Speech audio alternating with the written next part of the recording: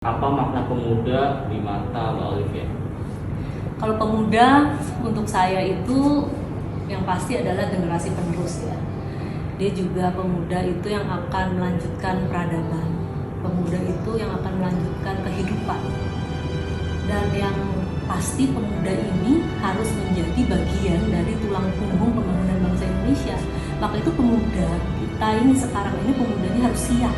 Harus pemuda yang mempunyai karakter, mempunyai integritas, pemuda yang menanggung penderitaan rakyat gitu. Nah, jadi pemuda di sini memang pemuda yang harus sudah selesai dengan hidupnya.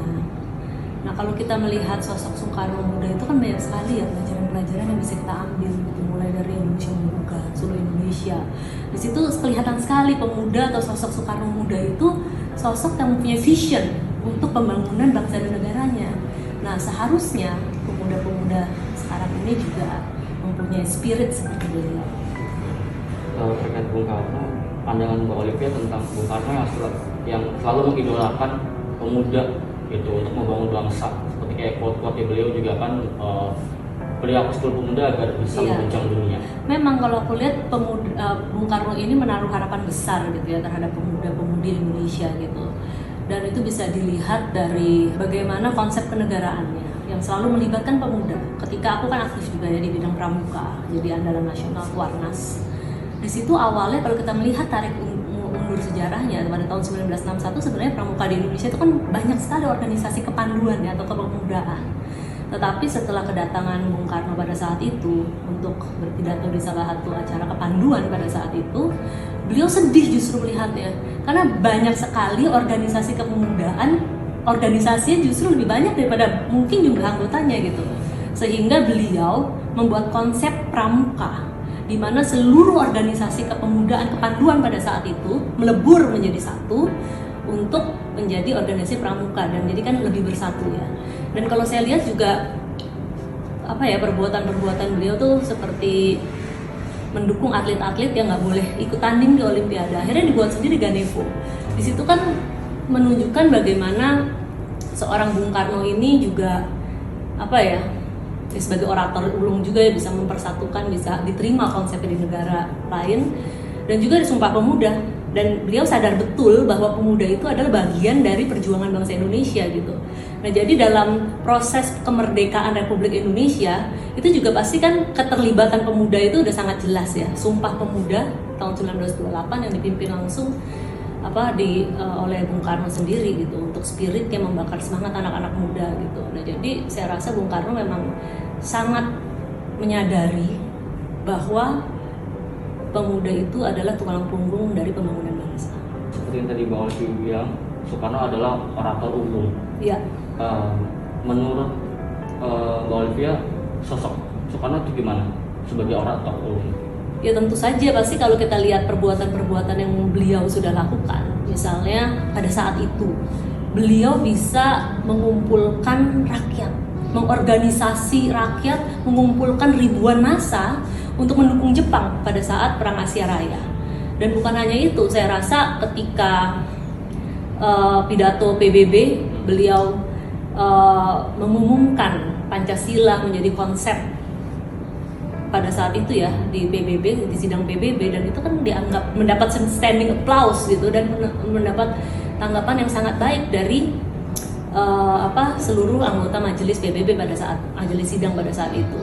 Dan kemudian kalau kita lihat lagi sejarah-sejarah dulu membuat Asia Afrika, bagaimana negara Indonesia yang baru gitu ya, umurnya baru seumur jagung tapi bisa mengkoordinir negara-negara berkembang lainnya untuk masuk dalam satu organisasi. Dan kalau bukan orator ulung, saya pikir itu tidak mungkin bisa dilakukan oleh semua orang gitu. Jadi ya banyak lagi ya hal-hal yang sudah beliau perbuat yang menunjukkan bahwa ya beliau adalah orator ulung. Termaksud mungkin kalau dampaknya di negara kita sendiri, aku diceritain sama orang tua gitu ketika Bung Karno dulu pidato di Istana Banteng misalnya, di lapangan Banteng misalnya. Kan zaman dulu belum ada TV ya, jadi kan radio tuh presiden mau pidato gitu, aku diceritain ya sama orang-orang tua, kakek aku dan sebagainya. Itu semua orang berhenti, yang dekat-dekat situ misalnya lagi macul tanah itu berhenti itu dia langsung lihat gitu live. Dan kalau misalnya mungkin yang di daerah-daerah berhenti juga untuk mendengar radio gitu. Jadi menarik sekali gitu kalau kita melihat mungkin pemimpin-pemimpin sekarang belum ada tuh yang berpidato atau mempunyai kepawaian dalam orasi itu seperti Bung Karno gitu. Pemikiran atau karakter Bung Karno apa yang sangat Mbak Olivia kagumi? Yang masih banyak ya, tapi mungkin beliau sebagai sosok itu yang aku kagumi adalah kecerdasan beliau dalam knowledge-nya atau dalam pengetahuannya yang multi talent. Kan dia bisa dibilang sosok yang multi talent ya, karena dia seorang arsitek. Ya kan lulusannya sarjana arsitek dan teknik ya di ITB, arsitek, tetapi beliau bisa menjadi seorang presiden. Dan ketika menjadi seorang presiden, beliau juga bisa melakukan kebijakan-kebijakan seperti centering, pemotongan mata uang. Artinya kan beliau sangat mengerti moneter. Kemudian juga banyak kebijakan-kebijakan dari presiden misalnya yang diambil. Berarti beliau seorang arsitek yang mengerti tata negara dan hukum gitu kan. Jadi sangat multi talent gitu.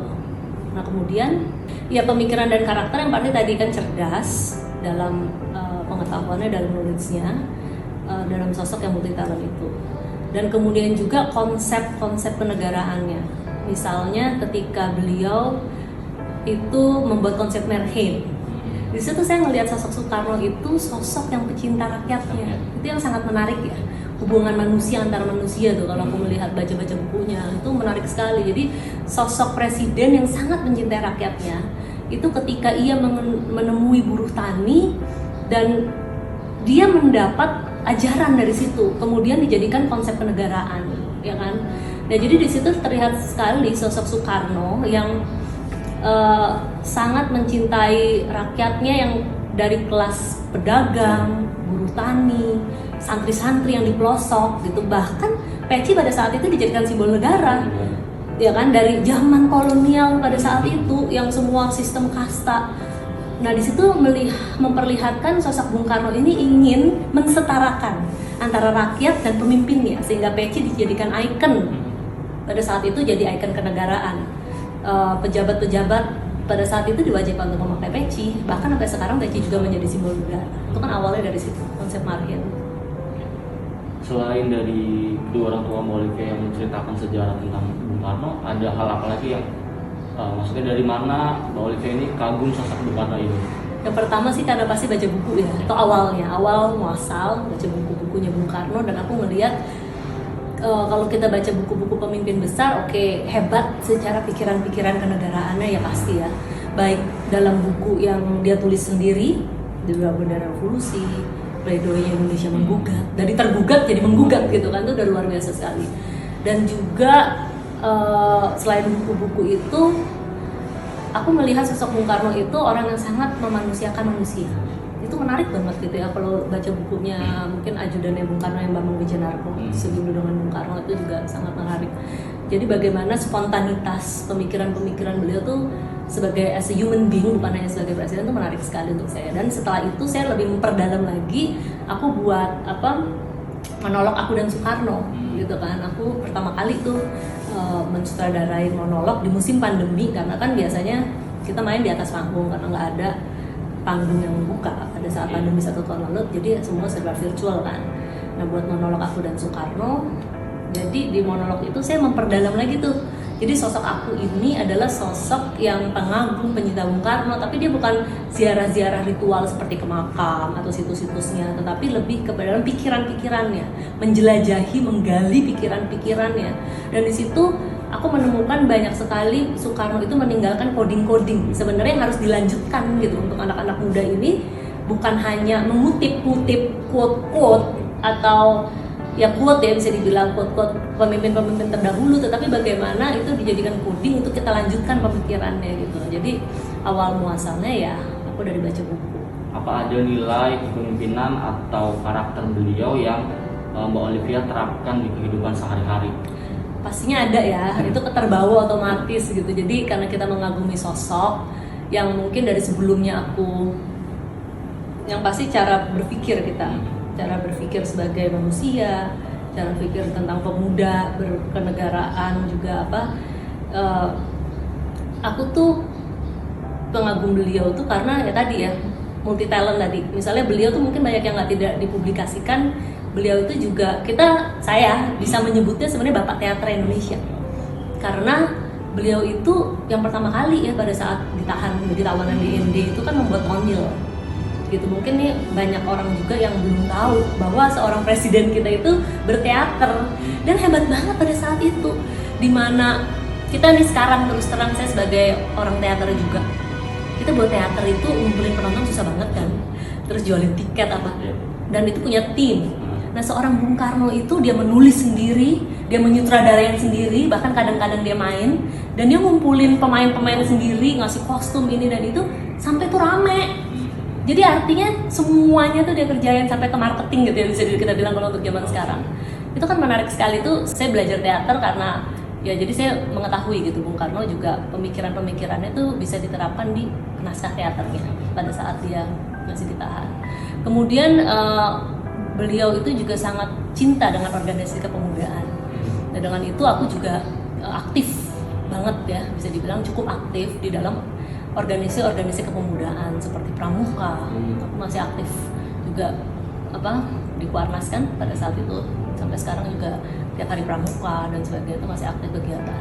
Dan aku yang paling penting nih, aku membuat juga kan mendirikan yayasan Generasi Lintas Budaya. Nah itu di situ aku kan belajar juga mengenai kebudayaan Indonesia.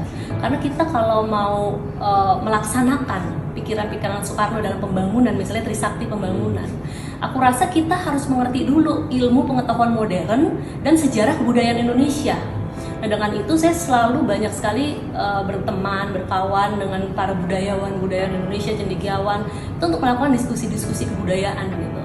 Dan yayasan saya Generasi Lintas Budaya kan juga kegiatan-kegiatan kebudayaan dan lintas generasi ya, dari mulai muda, terus senior, sesepuh dan sebagainya, dari lintas agama juga. Nah jadi di situ saya belajar itu tadi, bagaimana sejarah kebudayaan Indonesia, kita sebagai orang Indonesia harus mengerti benar gitu, sehingga kita bisa melaksanakan pikiran-pikiran melanjutkan pembangunan yang dikonsepkan oleh Bung Karno seperti Trisakti ya. Karena berdikari dalam berdaulat politik, daulat dalam ekonomi, juga berkepribadian dalam kebudayaan. Nah saya rasa nih seluruh anak muda ini harus ya mempunyai kepribadian dalam kebudayaan, sehingga kita juga bagaimana cara hidup kita. Saya pengagum keindahan juga gitu, saya suka dengan barang-barang Eropa, tapi mungkin mulai sekarang ini saya juga memakai sering sekali dan mencintai ya, yang pertama harus mencintai produk-produk lokal, produk-produk Indonesia, sehingga ya kita memakainya tuh. Produk Indonesia nggak kalah keren dengan produk-produk Eropa gitu.